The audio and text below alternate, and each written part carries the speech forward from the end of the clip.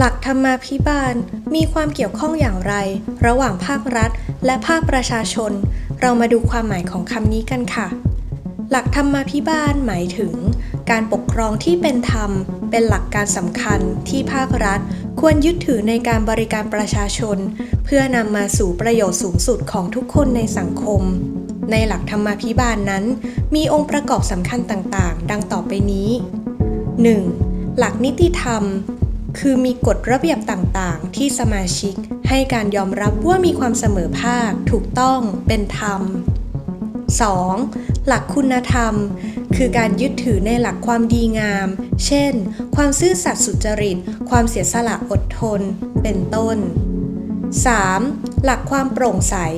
คือประชาชนสามารถเข้าถึงข้อมูลข่าวสารได้อย่างสะดวกหลายช่องทางและมีส่วนร่วมในการตรวจสอบกระบวนการทำงานของรัฐในภาคประชาชนนั้น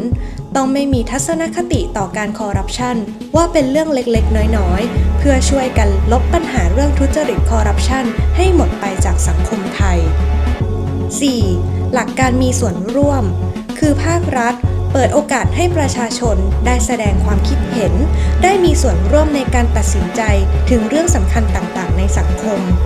5. หลักความรับผิดชอบคือเจ้าหน้าที่รัฐมุ่งให้บริการอำนวยความสะดวกต่างๆแก่ประชาชนอย่างเต็มที่และหากเกิดความผิดพลาดขึ้นก็พร้อมที่จะแก้ไขได้อย่างทันท่วงที 6. หลักความคุ้มค่าคือการตระหนักว่าทรัพยากรนั้นมีอยู่อย่างจำกัดภาครัฐจะบริหารจัดการอย่างไรให้เกิดประโยชน์สูงสุดของประชาชนโดยส่วนรวมการบริการประชาชนอย่างมีธรรมาภิบาล